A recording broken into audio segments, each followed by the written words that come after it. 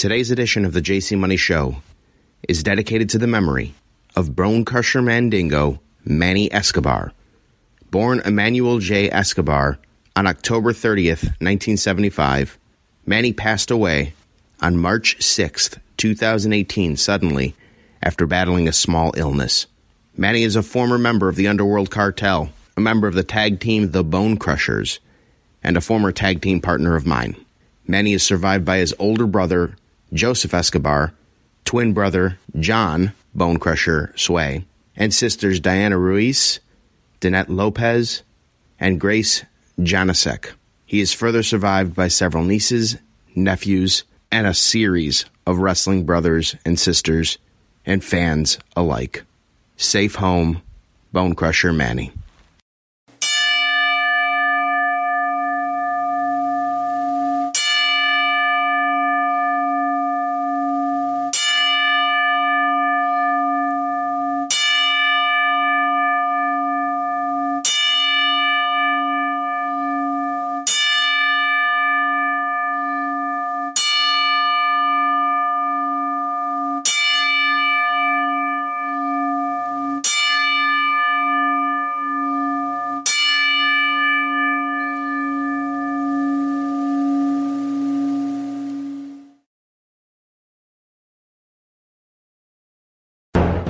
GearNetwork.com. The following is a presentation of the Gear Radio Network. Ladies and gentlemen, this podcast is sponsored by our store through Amazon. If you visit shopgear.com, please remember to do that, because when you do, you provide gasoline to the engine known as Gear Radio Network, and that helps this podcast continue. It is the best way to shop for yourself and is the best way to support this podcast. Now, on with the show.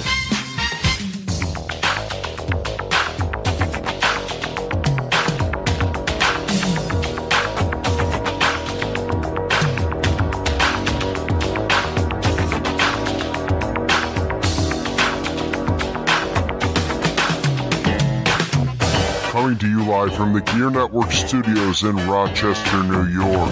This is the JC Money Show with your host, John Cimino, a.k.a. JC Money. And now, here's John. It's Saturday. Actually, it's Sunday, OJs, but it's okay. I appreciate the song, of course. For those of you that don't know, the background song that you're hearing right now is the old song to Soul Train in the 70s and 80s. So I thought it would be cool to use again. I don't know. Whatever. It's in my personal collection, so I can use it, and I'm going to use it. So there. Ha! But anyways, welcome to the JC Money Show, everybody, here on the Gear Radio Network. My name is John Cimino at the JC Money on the Twitter. And, of course, you can support this podcast and this network if you do Amazon shopping. Just use our short link, shopgear.com. That's shopgere.com. And that will take you directly to Amazon, and you just go ahead and shop like you normally would. But the difference is our code is embedded in there, into that link that you go to Amazon to, and by doing that, that tells Amazon that we referred you, and on some of your purchases, they throw us a little commission, helps out the product. And of course, if Amazon's not your thing, you know, it might not be. On GearNetwork.com, right next to Support the Shows, or under the Support the Shows tab, rather, there is the Donate page, and you can donate via PayPal. If you so wish, we would greatly appreciate that here at the Gear Network. All of us would. But we certainly appreciate you listening in, subscribing on iTunes. Give us that 5-star rating, will you? That'd be sweet. And among other things. So we just appreciate you, and we don't take that for granted. On today's show, I have IWF Heavyweight Champion Mike Skyros joining me on the Indie Card Media Hotline. And we're going to talk a little bit and get to know Mike Skyros a little bit for you local to Rochester fans that may know of Mike Skyros from being at IWF shows but may not know Mike Skyros. What's the man about? What is he like? What makes him tick? I'm going to talk to him a little bit later on in the program. And unfortunately, as you heard as we were leading into the program, the sad and unfortunate news of the passing of Bonecrusher Manny Escobar. And I got to be honest with you guys, I had the show recorded already. And I was going to talk about kind of make fun of Bills fans that are slamming on Tyrod Taylor and things like that, and kind of be sports related in the earlier portion, and then segue into the Skyros interview. And I had that all set and ready to go, and then I laid my head down to sleep on Friday night and just was reflecting and thinking about having to attend the wake, not necessarily going to attend the wake for Bonecrusher Manny. And, I've lived through now 4 wrestling deaths, close wrestling deaths in the, people that I've come in contact with. In 2003, it was Lee Core Estabrook out in Albany, who was one of the first pros outside of Rochester that gave me my props as true locker room leader. He was a good, he was a nice guy and always treated me and everybody very well. And, that was the first one. And then the second one was Sean Sullivan. That one was a tough pill to swallow, because I remember Sully when he first started and he was riding with Tiger, and, he would babysit Tiger's kid and things like that. And so we had a relationship there in the early days of NEW. And so then that passing happened. I think that might have been in 2014 or 15, I want to say. Not entirely too sure if I remember correctly there. But Mike McGee passed away. And again, he was a longtime veteran of professional wrestling. Outside of Buffalo, I hadn't heard of him before I met him, but he came to me. He, who was wrestling as tough as nails, wrestled for 20-something years, comes to me and says, "I heard about you," and treated me like I was the veteran. And I'm like, whoa, hey, wait, that one, but this one, and I'm not disqualifying any of the other ones at all, because I can't, because every single one of them that passed had an impact on me in some way. Manny was different, because Manny gave you the family vibe. And it's not just the old joke that, all Puerto Ricans are somehow related. You know what I mean? Manny and his twin brother John truly feel and felt like cousins to me. When they first began their venture into pro wrestling, I knew of them as the Samoan Bone Crushers, and I believe that was a OSPW idea. I could be wrong there, and if one of you OSPW alum that listen want to correct me on that, certainly let me know, and I'll get you on there, and we can shoot the breeze about Manny and whatnot. But I believe they were the Samoan Bone Crushers, and they were portraying that they were Samoan. And I believe, from what I understand, it was either Perez and Tiger or the Bone Crushers themselves that felt awkward about them portraying Samoans without actually being Samoan, and thinking that was disrespectful to the NOI family. And so somehow the idea got thrown in to OSPW. Hey, let's reveal the Bone Crushers to actually be Puerto Rican and have them join the Underworld Cartel. And at that point in time, it was the rejuvenated Underworld Cartel that started out in Buffalo, which had Tiger and Perez, I think, just to start. And then I think the Bone Crushers were in there. Latin Soldier didn't come in until, I think, 2009 there. But, so they ended up doing their thing, and they get welcomed into the Underworld Cartel.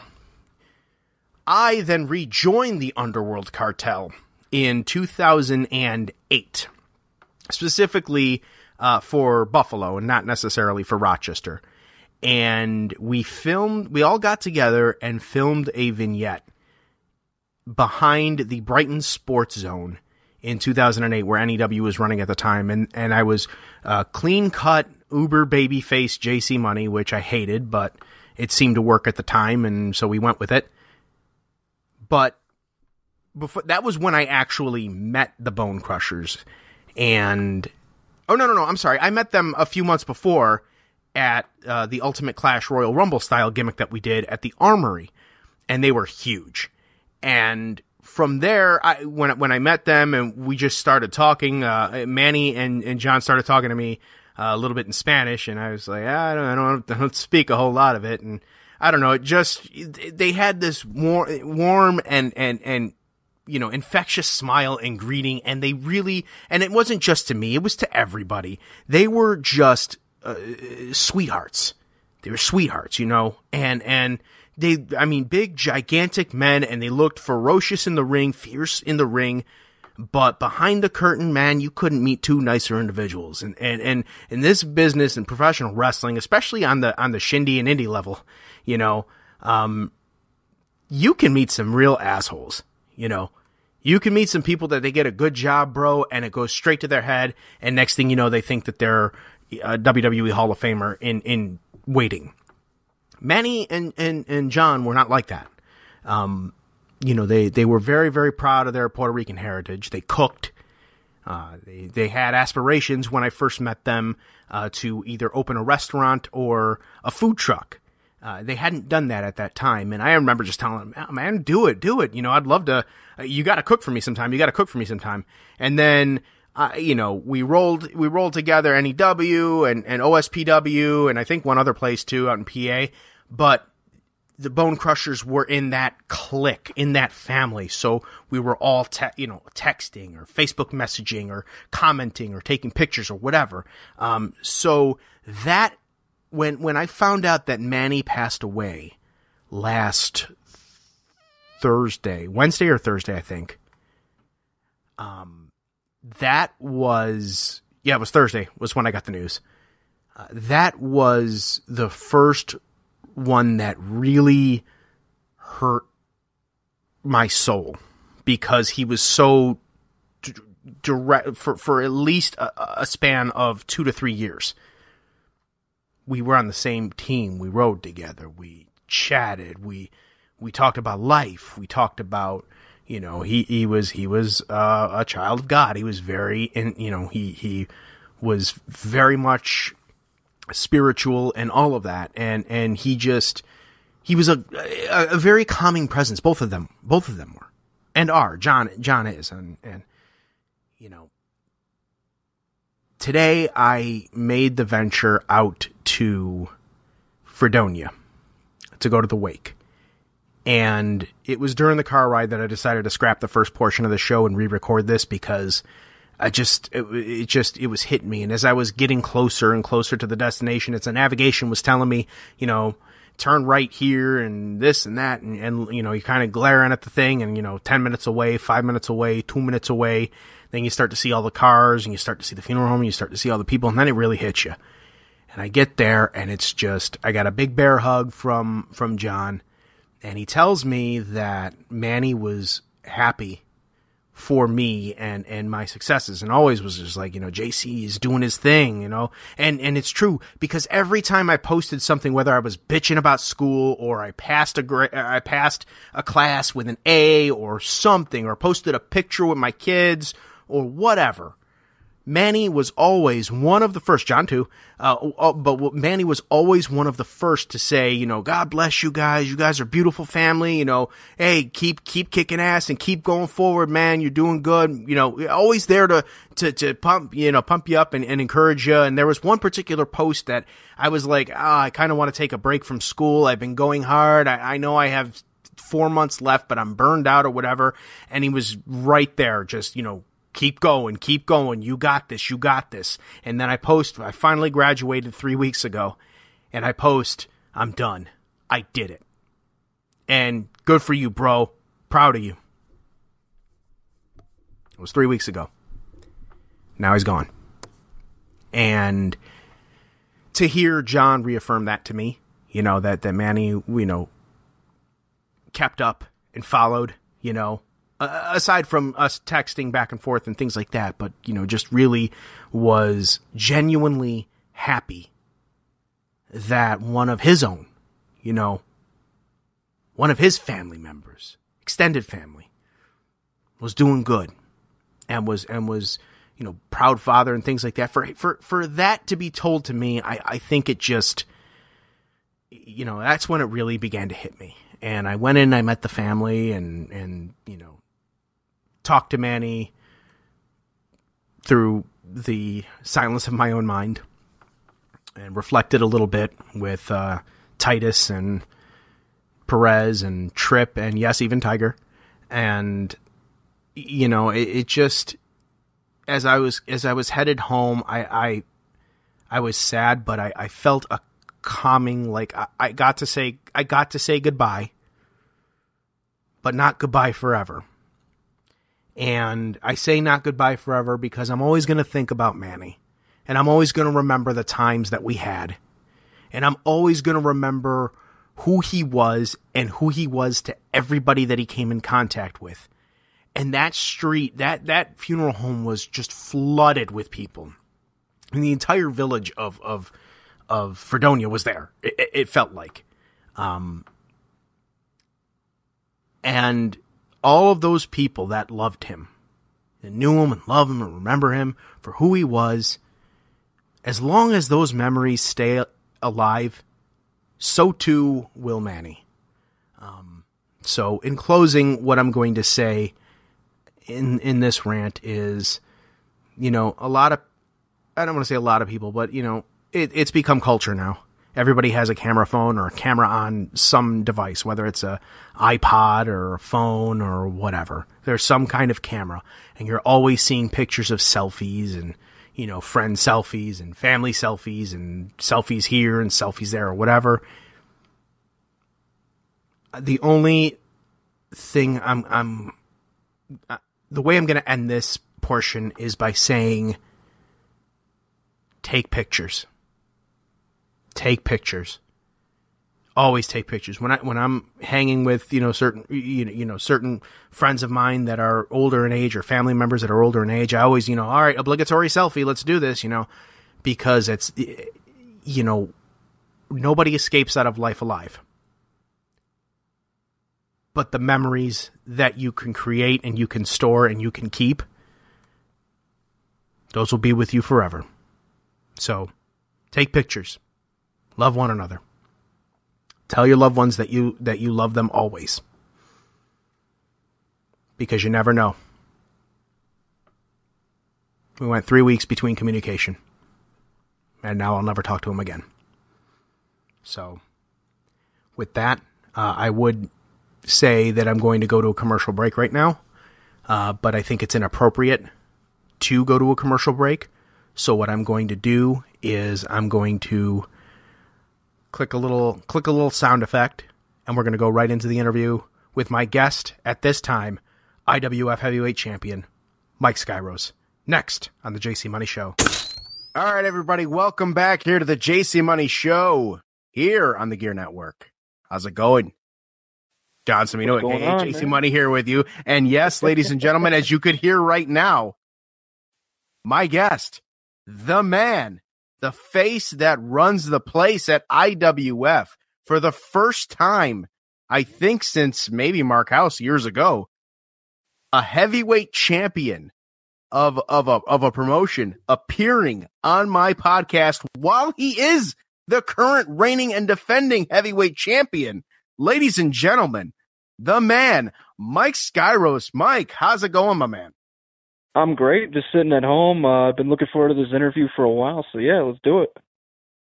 Well, I'm glad that you actually wanted to be on the show, and certainly, Definitely. I've had my fair share of guests, but again, it's very rare that I have a current heavyweight champion that takes the time, because being the flag bearer of the company, if you will, Yes. there's a lot of expectations. There's a lot, you're very busy and things like that. So I appreciate you carving out some time to hang on the IndyCar Media Hotline and chat with me here. The first thing I want to get to, as I do with all of my guests that I have on my show, especially their first time around, is give a little bit of backstory to you. Tell us how you got started, what made you want to get involved, things of that sort. Right. Well, I've lived most of my life in Syracuse, New York, and the surrounding area. Basically, I'm like a lot of other people that started out in wrestling, man. I saw it on TV when I was younger. As I got older, as we all tend to do, they tell us not to, but we go out in the backyard on the trampoline, we try out all the moves, we mess around, do that for a while, and eventually, I thought I was going to have to try and move away and find a wrestling school, but a friend of mine found a local wrestling school, the Institute of Professional Wrestling, with my head trainer, Zachary Springate III, and associate head trainer, Isis Effects, and those two, I went there, and those two trained me, and, the rest, I've worked very hard to try and carve out a little thing for myself out of Syracuse, and they really led the way for me. All right, and who are some of your inspirations that made you want to become a wrestler? Everybody has one. Mine was Roddy Piper. It's well documented. But who was yours? Yeah, I'm going to give you two names, actually, because they ran together. The very first wrestler I ever remember seeing and being really captivated by was The Undertaker. This was probably about 2002. So a lot of people don't like him, but I was a huge fan of Biker Taker when he ran out on the motorcycle and all that. And what happened was I saw him, and then a couple months later I was on vacation, and this was when he had his ladder match on Raw with Jeff Hardy. And I was blown away by both of those two. I'd never seen Jeff Hardy before, so I became a Jeff Hardy and Undertaker guy from there on out. Boy, I'll tell you, when you tell me that, Biker Taker was one of your favorites and everything like that, that kind of makes me feel, well, old. But in any event, so correct me if I'm wrong here, because when I first saw you, it wasn't when you were walking back in IWF wearing a Shawn Kemp jersey, if I'm not mistaken, because you looked very, very familiar to me. Yeah. Were you Guy Sunshine in Pier 6 Wrestling?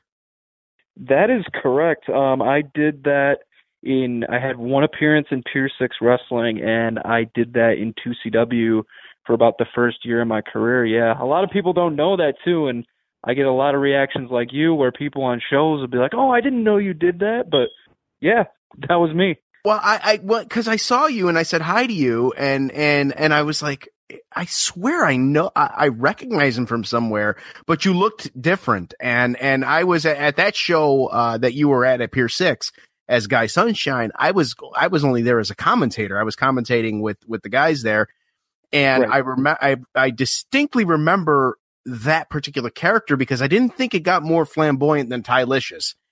And boy was I wrong. And there were a few times during that match where I broke character and laughed.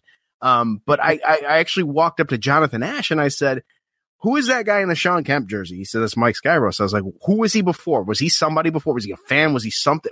Where do I know him from?" He's like, "Oh, that was Guy Sunshine at Pier 6. I was like, "Get the hell out of here. Seriously?"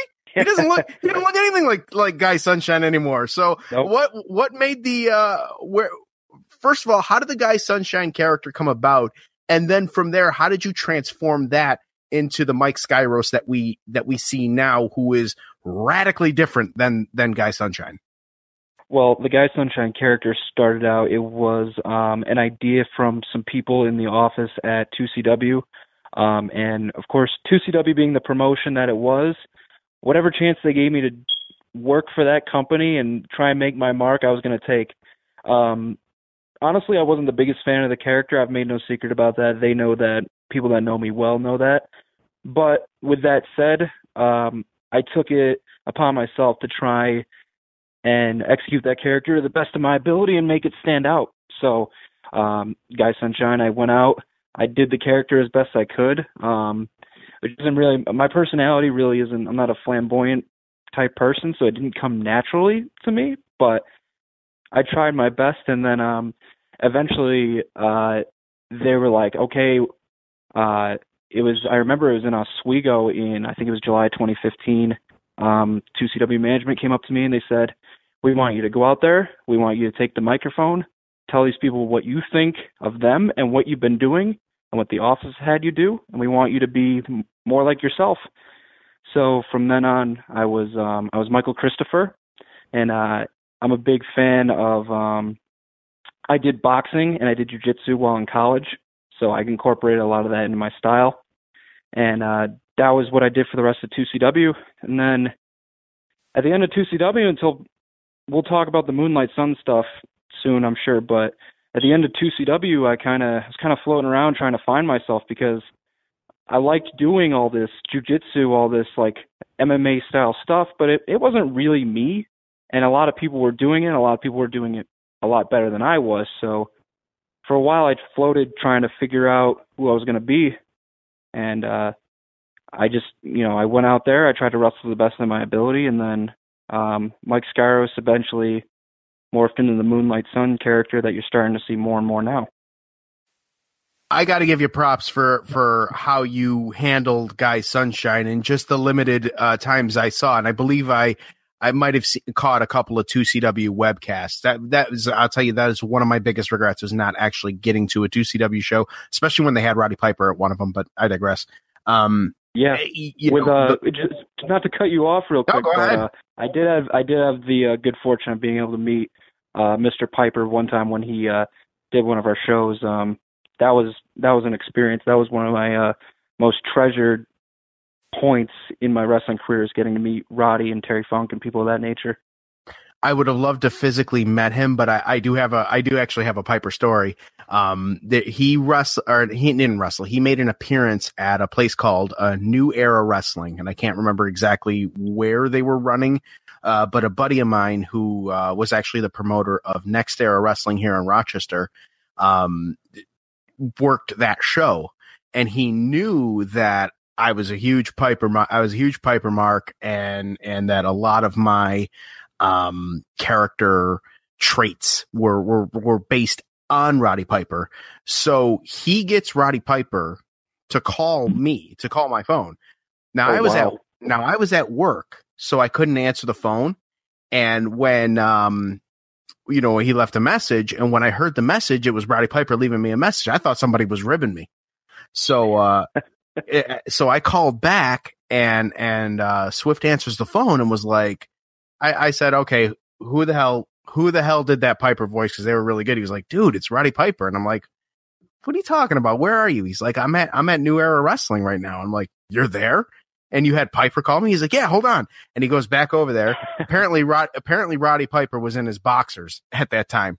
But my buddy went there and said, hey, my friend called back. He was at work. And I got to talk to Roddy Piper on the phone for about 15 minutes. And awesome. And I got to tell him, and I mean, literally by the time I got off the phone with him, I was like almost in tears, because that's my Babe Ruth. That was my hero. And yeah. I got to tell him that. I got to actually say to him, you are the reason I wanted to do this, so thank you.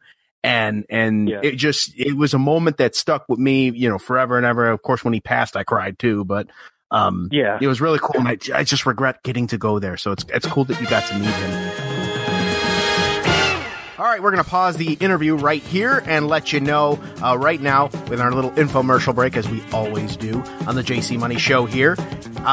Easter's upon us. It's Easter season, ladies and gentlemen. You got your baskets filled out, but you know what? You want a cool little gift to put in those Easter baskets for you? How about an Amazon Fire TV stick with Alexa voice remote streaming media player for $39.95 on Prime? And of course, with Prime, you can get it in 2 days or less. But this is the best-selling Fire TV stick, and it is now even better. It gives you easy access to Netflix, Prime Video, Hulu, HBO, Showtime, NBC, and more. And Alexa voice remote is included. Hey, Alexa, play Netflix. There you go. You can find content, play music, order a pizza, and much, much more. If you're cutting the cord, you can watch live TV and sports with subscriptions to Hulu, PlayStation Vue, and Sling TV. WWE Network also works on their fans. Just saying. You can access millions of websites such as YouTube, Facebook, and Reddit with browsers like Silk and Firefox. Amazon Prime members get unlimited access to thousands of movies and TV episodes as part of Prime Video, and it is travel ready. That's right. If you have a TV that has an HDMI port and Wi-Fi, my brothers and sisters, you can connect. It is $39.99 and it is on shopgear.com. That's right, shopgere.com.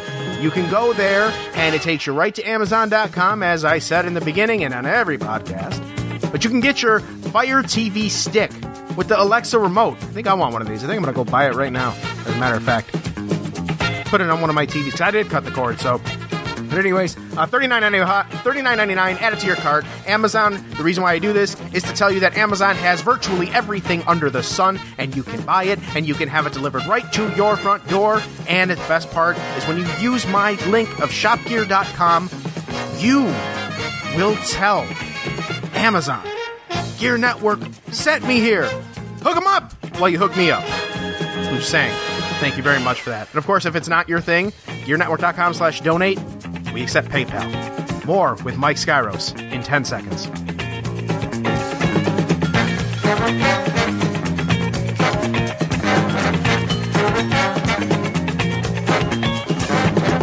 After 2CW closes, here I am going ahead and rambling on about me, and it's an interview with you. No, that's no problem. Yeah. After 2CW closes, I know you said you were trying to find yourself. Whereabouts were you working between that point and the point where I came back into contact with you at IWF? Well, all right. So after 2CW, the main places I worked in Excite Wrestling out of Binghamton, where I currently work, in a tag team called Killer Instinct with Jacoby Riddick. I also have worked a lot in GSW, Grand Slam Wrestling, out of Scranton and now Moosic, Pennsylvania. And I've also done a lot of work with PPW in Hazleton. And most recently, I've done a lot of work for C4 Wrestling out of Ottawa. So those are the main places I've been bouncing around. And not to leave this one out too, XWA in Rhode Island has been very good to me as well. Oh, that's a lot of places. And are you considering or have you considered or anything? I know there was a New Japan camp that, a lot of people are posting pictures of that they've got accepted to, or Ring of Honor tryouts or things like that. Have you thought that far yet? Or are you still just kind of biding your time, waiting for the right time to make that move or things like that? At this point, my goals are to, continue working and try to make a name for myself in the places I am right now, as well as Canada, because I feel if I can do well in Canada, maybe that'll open up some opportunities to wrestle some big name wrestlers and get some experience and possibly get the chance to work for a Ring of Honor or a CZW or even a New Japan or an overseas promotion. So my goal right now is to wrestle some really good people and put on the best matches I can and just use those to get noticed. All right. Very cool there. And now let's talk, being the, champion at IWF. Again, being champion, the main champion that carries a certain degree of responsibility. When you were told that you were actually going to be put over for that title, and subsequently each title defense you've successfully retained and had great quality matches after match after match after match.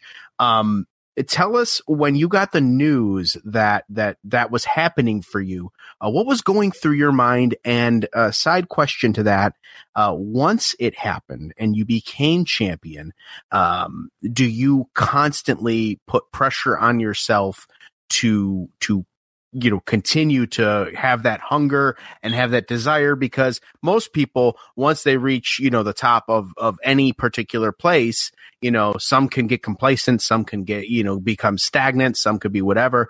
How do you mentally prepare for the pressure that comes with being, the face of the company?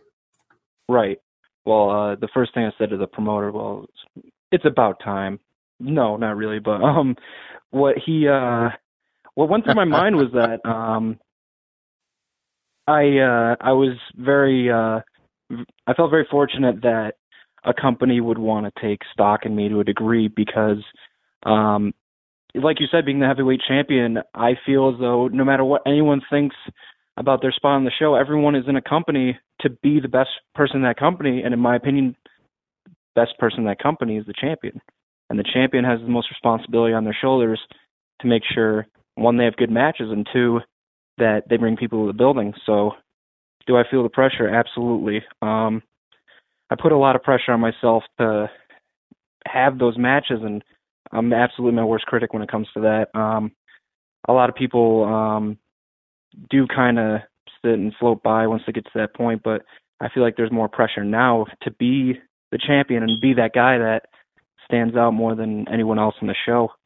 It was funny because this is my second time being heavyweight champion in a company. I was 2CW champion for all of about 2 hours, so it never really got to set in.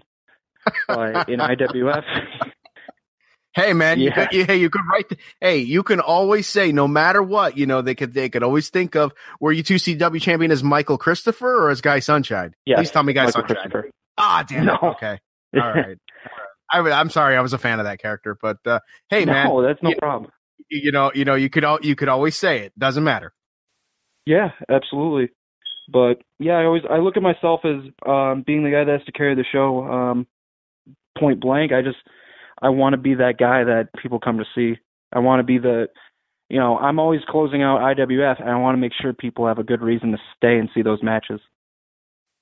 That's a great thing to have, and I can tell you, it's funny. I'm the old man on campus, so to speak. When I go there, I kind of sit there and I observe, and it's always a time to reflect, because I was where you were at one point in time, and even the folks that may be younger than you and certainly younger than me. I always like to joke that Gavin Glass, I think when I took my first bump, Gavin Glass it was goddamn 3 years old in diapers. And and it's like, and his chest gets red every single show, but that's hilarious. But you see a lot of the some of the young kids, they're out there, kind of goofing off, playing grab ass with one another or whatever.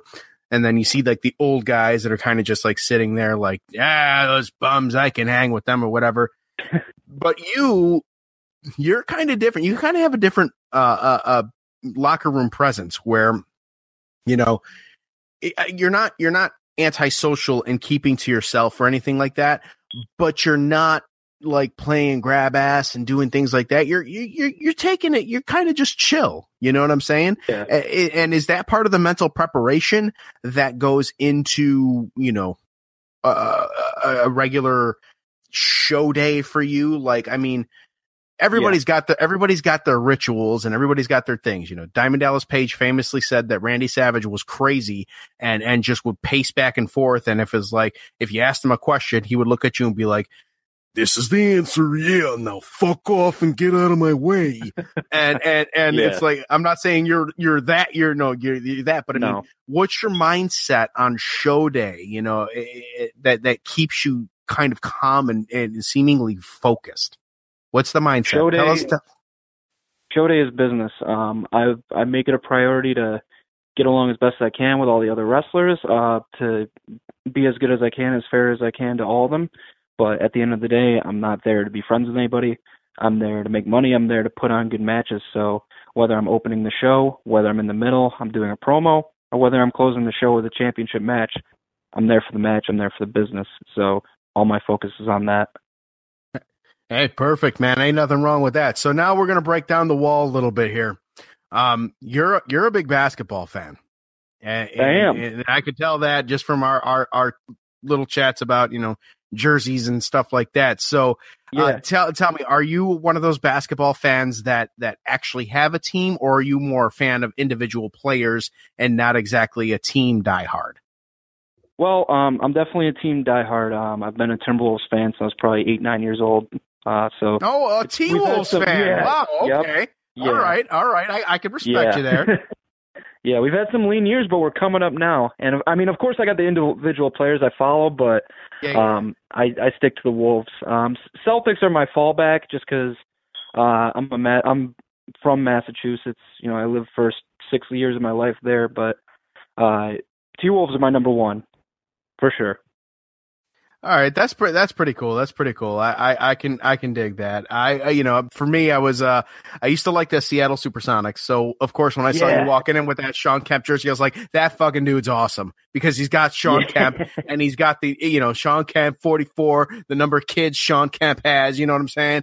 But it's I see that. But now now I'm kind of like I like LeBron James, so I'll follow him around and stuff like that. I was a huge Charles Barkley mark.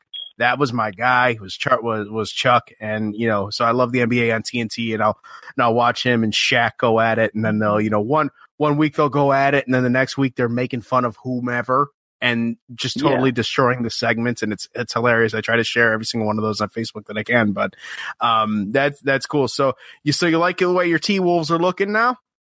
Yeah, I mean they're off season. I mean when you add like an All NBA talent like Jimmy Butler. And then you add that to a guy like Karl Anthony Towns and Andrew Wiggins.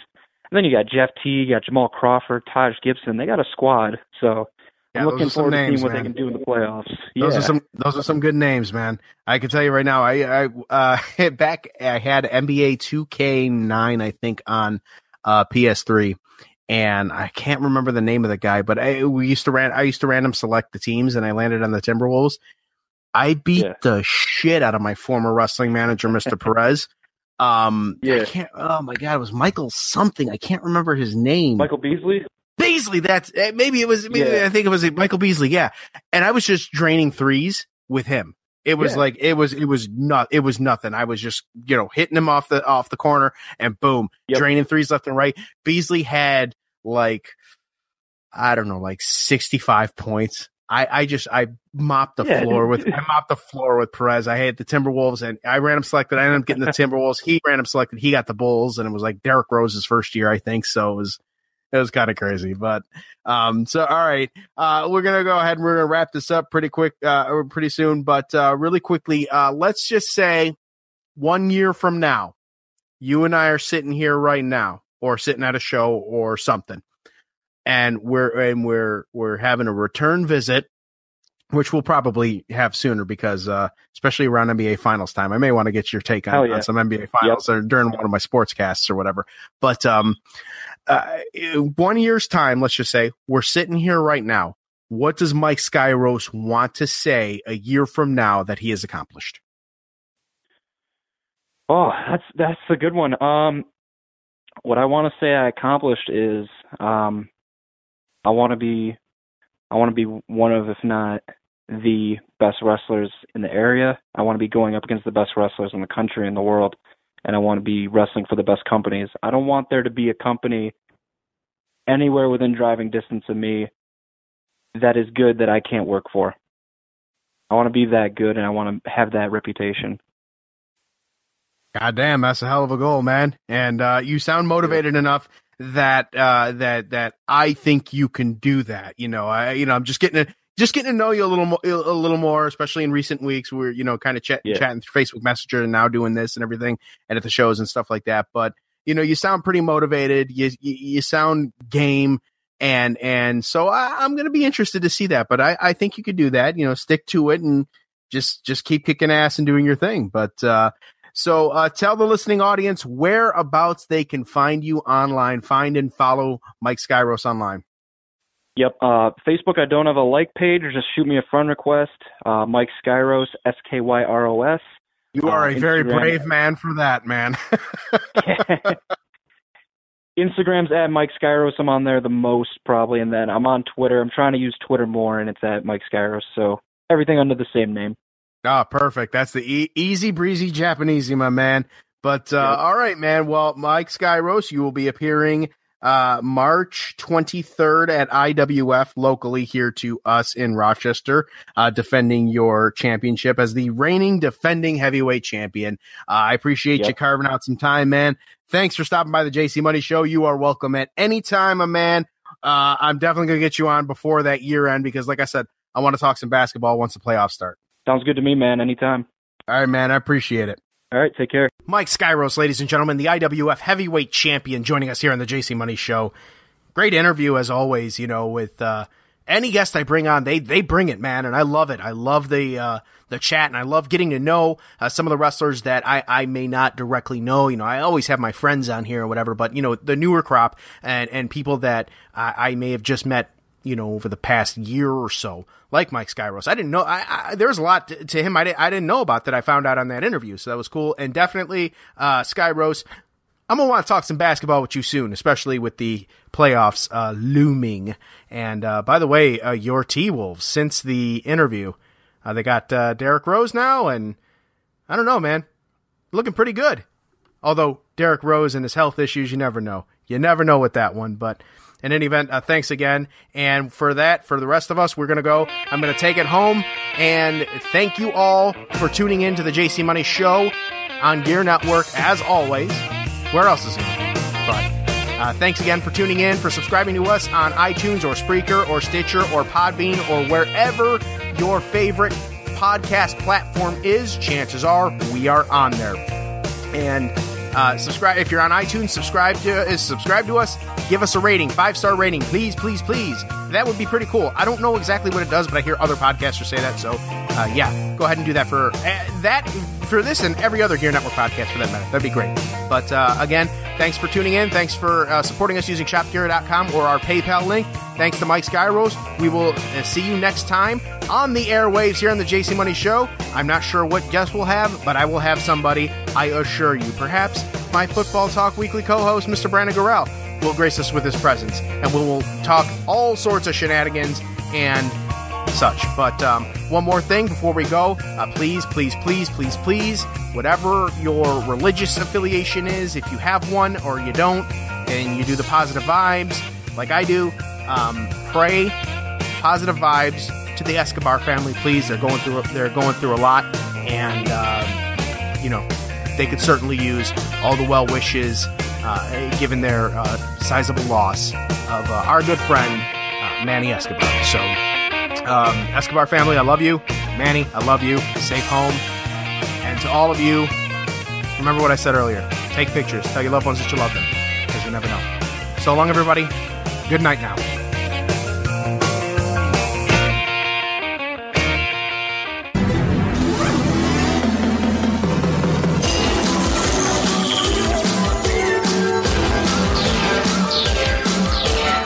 Recognized symbol of excellence in sports entertainment.